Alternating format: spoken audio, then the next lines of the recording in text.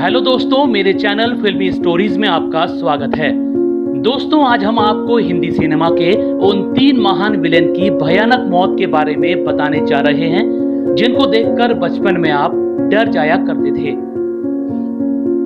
सबसे पहले बात करते हैं उस महान विलेन की जो 70 के दशक में बॉलीवुड पर राज किया करता था।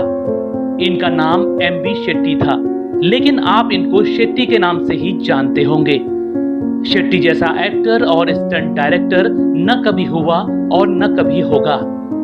बेजोड़ एक्टर की अदाकारी ऐसी थी कि कई बार वो हीरो पर भी भारी पड़ जाते थे। टकला सिर और सांवले रंग वाले शेट्टी ने अपना करियर फाइट इंस्ट्रक्टर के रूप में शुरू किया था। शेट्टी का पढ़ाई में मन नहीं लगता था, इस वजह से उनके पिता ने शेट्टी को मुंबई भेज दिया था। मुंबई में शेट्टी एक होटल में वेटर बन गए। नौकरी में मन नहीं लगा तो वो बॉक्सिंग करने लगे। बॉक्सिंग में शेट्टी ने कमाल कर दिया और एक के बाद एक कई टूर्नामेंट जीते। इसके बाद शेट्टी ने बॉलीवुड का रुख किया और यहाँ भी छा गए। फिल्मों में एक्शन सिखाते सिखाते खुद ही विलेन बन गए। विलेन के रूप में इतने मशहूर हुए कि बड़े बड़े हीरो पर भी भारी पड़ने लगे। हालांकि शेट्टी की मौत बहुत दर्दनाक हुई। शेट्टी बहुत शराब पिया करते थे, इससे उनका शरीर पहले ही कमजोर हो चुका था। फिर एक हादसे ने उनकी पूरी दुनिया ही बदल दी। शेट्टी एक दिन अपने घर में ही फिसलकर गिर पड़े। इससे उनको बहुत चोट लग गई। कमजोर शरीर और स्टंट की वजह से पहले ही शरीर पर बहुत चोटें थीं। इसके बाद ये हादसा हो गया। इसके बाद ये महान एक्टर कभी उबर ही नहीं सका।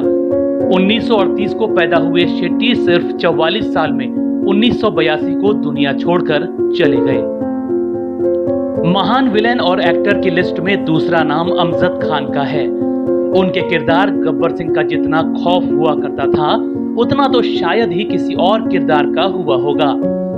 अमजद खान की मौत भी बहुत दर्दनाक हुई। ये बात 1986 की है। अमजद का करियर पीक पर चल रहा था। वो एक फिल्म की शूटिंग के सिलसिले में मुंबई से गोवा जा रहे थे। इसी दौरान रास्ते में उनका बहुत भयानक एक्सीडेंट हो गया।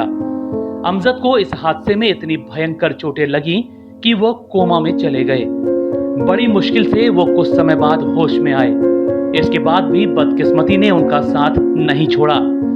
हादसे के बाद उनको जो दवाइयां दी गई वो उनको सूट नहीं कर रही थी। उनका वजन लगातार बढ़ता जा रहा था। वजन बढ़ने की वजह से वो दूसरी बीमारियों के घेरे में आने लगे। साल 1992 में उनकी हालत इतनी खराब हो गई कि उनके हार्ट ने काम करना ही बंद कर दिया। 27 जुलाई 1992 के दिन उनको भयंकर दिल का दौरा पड़ा और सिर्फ 55 साल की उम्र में ही इस बेजोड़ एक्टर की मौत हो गई। हिंदी सिनेमा के बेजोड़ खलनायकों की बात हो और सदाशिव अमरापुरकर का नाम ना आए, ऐसा कैसे हो सकता है। 11 मई 1950 को जन्मे सदाशिव शुरू से ही एक्टिंग करने लगे थे। मराठी नाटकों में अभिनय के बाद वो फिल्मों में आए।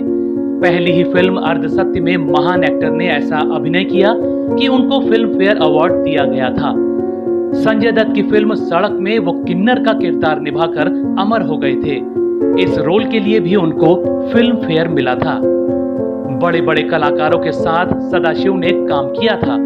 विलेन का किरदार निभाकर वो कई बार हीरो पर भी भारी पड़ जाया करते थे। इतने बेजोड़ एक्टर का अंत भी बहुत बुरा हुआ। सदाशिव सिर्फ 64 साल तक ही जिंदा रह सके।